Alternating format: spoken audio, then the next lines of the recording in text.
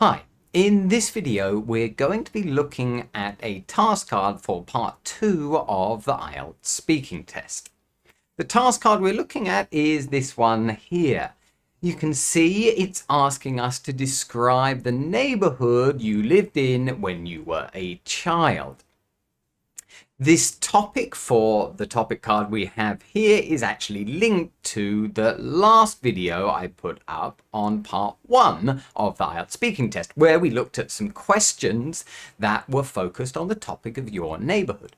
So I thought it would be nice in this video to kind of follow that on with a part 2 task card on a similar topic.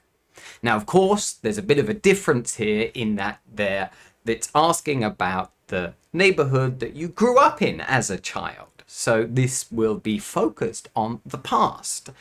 This is quite a common type of part 2 task where they're encouraging you to use the past tenses.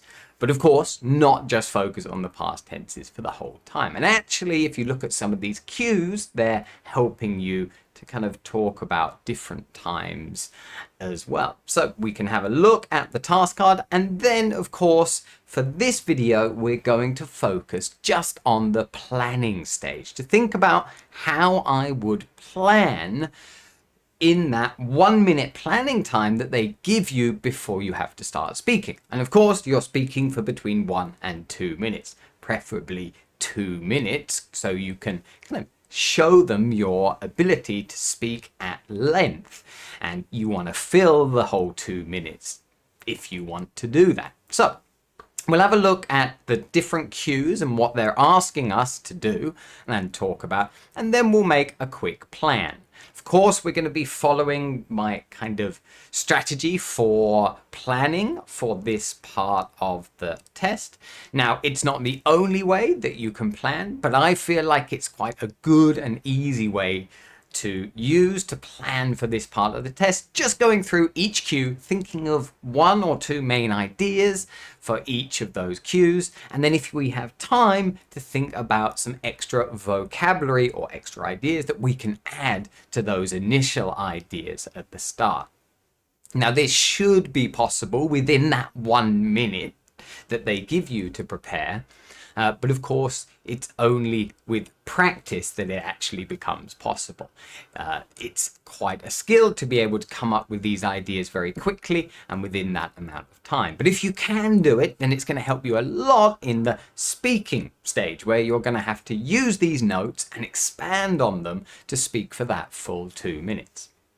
So if we have a look at this task card here, of course, it's asking us to describe the neighborhood we grew up in as a child. And the first cue there is where in your town or city the neighborhood was. So you have to say, well, you have to talk about the location. Now, of course, we can start off being quite general and then maybe become more and more specific. But first of all, I want to get down the main idea. And the location is, well, near the park or town centre. It's actually near both the neighbourhood that I grew up in. It was near to the park, and it was also quite close to the town centre, as the park was next to the town centre as well. So I'll just write down that key idea there to answer that cue. Of course, when I'm speaking about it, I'm going to expand on that and go into more and more detail. And it's a good idea probably to move from general to specific in terms of how you're describing the location.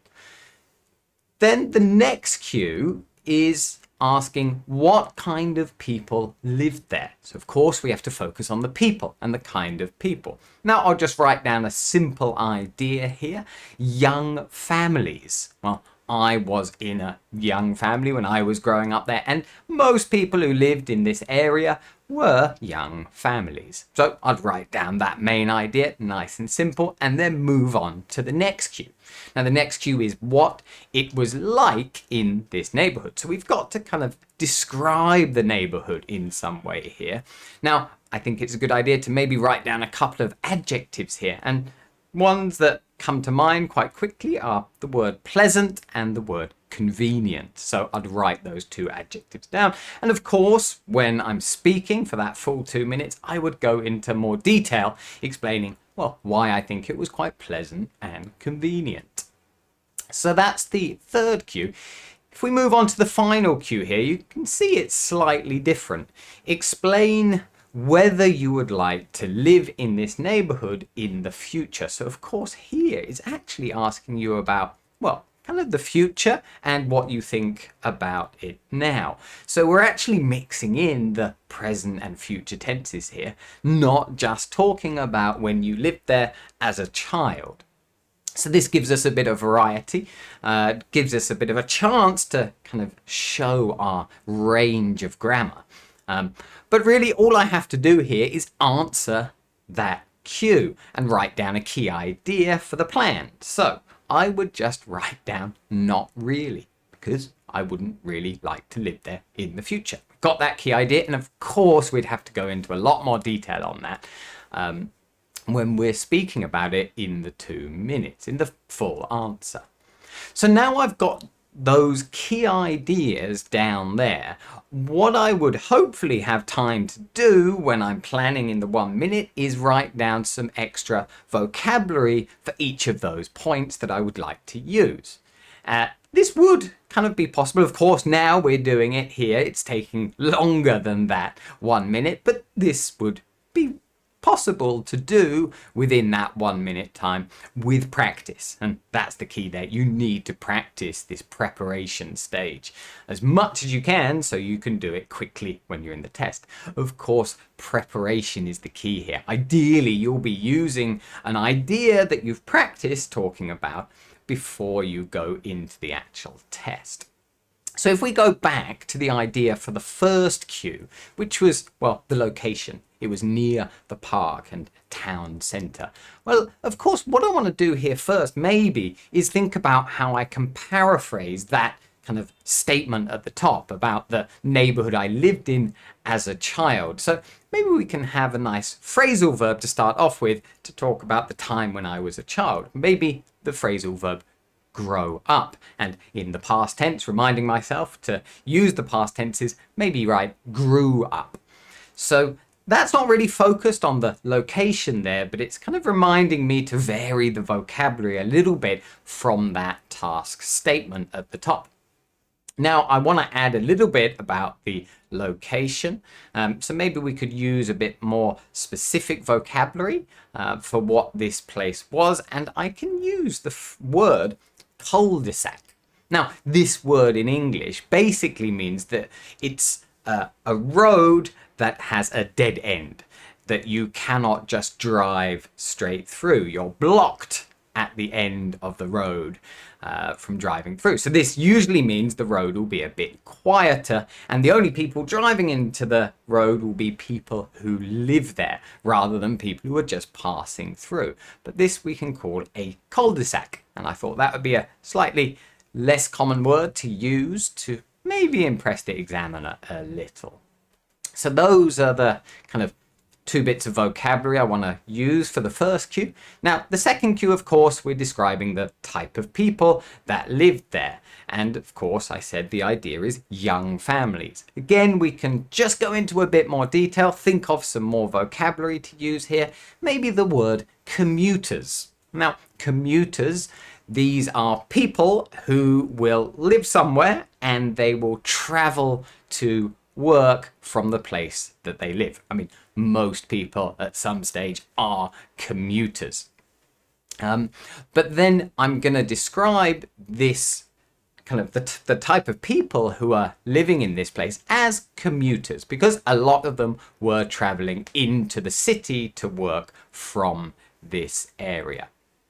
And also, of course, there were young families, so I'd put the word kids there just to remind me to talk about the kids that live there. Then we can move on to the third cue and the ideas for that. Now, of course, this is what the neighborhood was like. Of course, we've got those 2 adjectives, pleasant and convenient, and we can just go into a bit more detail with some more vocabulary there. Maybe the phrase tight-knit community. This is a nice collocation between an adjective and a noun there that links with neighborhood. Tight-knit here means the people are very close. They have close relationships with each other in that area. I remember as a child, the families that lived in this road kind of all knew each other and kind of saw each other and talked to each other quite often. So we could describe this as a tight-knit community. So another phrase that we can add when we're speaking. There's also something here about maybe we could mention the parking situation in this neighborhood, because I remember there was occasionally problems that people would have with kind of commuters who did not live in this road, but they came from other places and parked in the road. And there's maybe some short stories I can add to my description. So I'll just write down parking as well to remind myself to talk about that. Now the final cue, which was, well, to explain whether we would like to live there in the future. And I've said, of course, the key idea there is not really. Now, a few words that I can use here are maybe the phrasal verb moved out. Well, of course, we've already moved out of this house and my parents have moved out of this house. So I doubt I'm going to go back there in the future. And also this area for me would be too expensive. So I might write down too pricey, just because I think the word pricey is a bit less common than the word expensive, and it will give me a chance to show off that vocabulary to the examiner. And of course, I'll have to go into more detail when I give the full answer. But there basically is the plan. Now, of course, that's taken us quite a while to get down those ideas and the extra vocabulary, but it is something that would be possible to do in that 1 minute preparation time with practice. Now, of course, in the next video, I will be showing the full answer following this plan.